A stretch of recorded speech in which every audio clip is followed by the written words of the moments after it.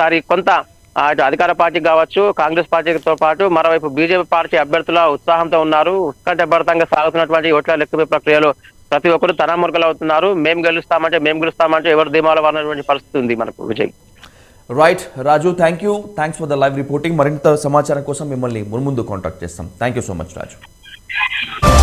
ఉమ్మడి నిజామాబాద్ జిల్లాలో ఉన్నటువంటి ఏర్పాట్లపై, ఏ స్థాయిలో కౌంటింగ్ నిర్వహణ ఏర్పాట్లు ఉన్నాయనేటువంటి దానిపై డీటెయిల్డ్ లైవ్ రిపోర్ట్ ఇచ్చినటువంటి రాజు రిపోర్ట్ను ఇప్పటి వరకు మనం చూసాం. ఇక హైదరాబాద్లో ఏ విధంగా కౌంటింగ్ కొనసాగుతుంది ఏంటి అనేటువంటి దానికి తీవ్ర ఉత్కంఠ రేపుతోంది. దాంట్లో ఉన్నటువంటి ఏర్పాట్లను కనుక మనం ఒకసారి చూసుకున్నట్లయితే హైదరాబాద్ జిల్లాలో అత్యధికంగా 14 కౌంటింగ్ కేంద్రాలు ఉన్నాయి. ఈ జిల్లాలో అంటే హైదరాబాద్ జిల్లాలో మొత్తం 15 నియోజకవర్గాలు ఉంటే ఖైరతాబాద్, జూబ్లీస్ నియోజకవర్గాల ఓట్లను యూసఫ్గూడ కోట్ల విజయభాస్కర్ రెడ్డి స్టేడియంలో కౌంటింగ్ ఏర్పాటు చేశారు. మిగిలిన 13 నియోజకవర్గాలకు విడివిడిగా లెక్కింపు కేంద్రాలు ఏర్పాటు చేశారు. రంగారెడ్డి జిల్లాలో 4, మిగిలిన జిల్లాల్లో ఒక్కోటి చొప్పున ఓట్ల లెక్కింపు కేంద్రాలను అధికారులు ఏర్పాట్లు చేశారు. ఇక ఓవరాల్గా తెలంగాణలో ఉన్నటువంటి కౌంటింగ్ ఏర్పాట్లపైన, కౌంటింగ్ కేంద్రాల వద్ద భద్రత గురించి ఏమాత్రం ఆలోచించాల్సినటువంటి పని లేదు. అభ్యర్థుల్లో ఎలాంటి టెన్షన్ అవసరం లేదు. అభ్యర్థుల మద్దతుదారుల్లో కూడా ఎలాంటి టెన్షన్ అవసరం లేదు. ఎందుకంటే 71% పైగా నమోదైనటువంటి ఈ పోలింగ్ని ఎలాగైతే ప్రశాంతంగా నిర్వహించామో కౌంటింగ్ని కూడా అదే స్థాయిలో ప్రశాంతంగా నిర్వహిస్తామని చెప్పి సిఇఓ వికాస్ రాజ్ చెప్తున్నటువంటి ఈ నేపథ్యంలో లెక్కింపు కేంద్రాల వద్ద 3 అంచెల్లో భద్రత ఏర్పాటు చేశారు. మొత్తం 49 కేంద్రాల్లో జరుగుతున్నటువంటి ఈ కౌంటింగ్ కేంద్రాల వద్ద టోటల్గా 3 అంచెల భద్రతా కేంద్రాలు ఏర్పాటు చేశారు. 1766 లెక్కింపు టేబుళ్లు, 131 పోస్టల్ బ్యాలెట్ టేబుల్స్ను ఎన్నికల సంఘం ఏర్పాటు చేసింది. కాసేపటి క్రితమే అంటే సరిగ్గా 8 గంటలకి 131 పోస్టల్ బ్యాలెట్ టేబుల్స్ దగ్గర పోస్టల్ బ్యాలెట్స్ లెక్కింపు ప్రారంభమైంది. కాసేపట్లో అంటే 10-15 నిమిషాల్లో పోస్టల్ బ్యాలెట్లో ఎవరు ముందంజలో ఉన్నారన్నటువంటి ఫలితం మనకు వచ్చేస్తుంది. ఆ ఫలితం వచ్చేలోపు ఈ 3 అంచెల భద్రత గురించి కనుక మనం ఒకసారి మాట్లాడుకున్నట్లయితే స్ట్రాంగ్ రూమ్ వద్ద అంటే ఎక్కడైతే ఈవీఎంలు ఉన్నాయో వాటి వద్ద ఇప్పటి వరకు 40 కంపెనీల కేంద్ర బలగాలు ఉన్నాయి. అలాగే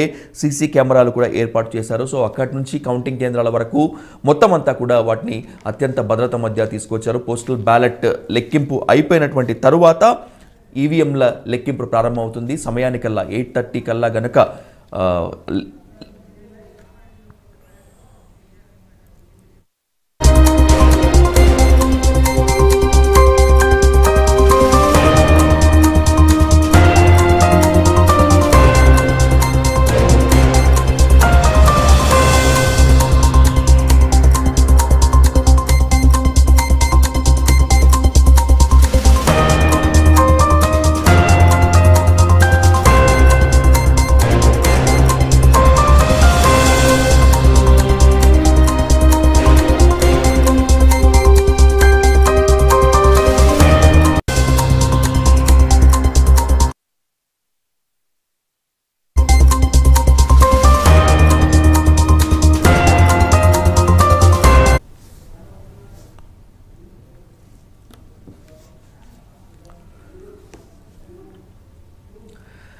రైట్ పోస్టల్ బ్యాలెట్ల లెక్కింపు అయితే జరుగుతోంది. హాట్ సీట్గా ఉన్నటువంటి కామారెడ్డిలో బీజేపీ ముందంజలో ఉంది. పోస్టల్ బ్యాలెట్ లెక్కింపులో కేసీఆర్ వెనుకంజలో ఉన్నట్టు తెలుస్తోంది. అలాగే కరీంనగర్లో కూడా బీజేపీ అభ్యర్థి బండి సంజయ్ పోస్టల్ బ్యాలెట్లలో ముందంజలో ఉన్నట్టు తెలుస్తోంది. బహదూర్పురాలో కూడా బీఆర్ఎస్ వెనుకంజలో ఉన్నట్టు తెలుస్తుంది. ఇట్లా చూసుకుంటే ఓవరాల్గా 8 స్థానాల్లో బీజేపీ ముందంజలో ఉంది పోస్టల్ బ్యాలెట్ లెక్కింపుల్లో.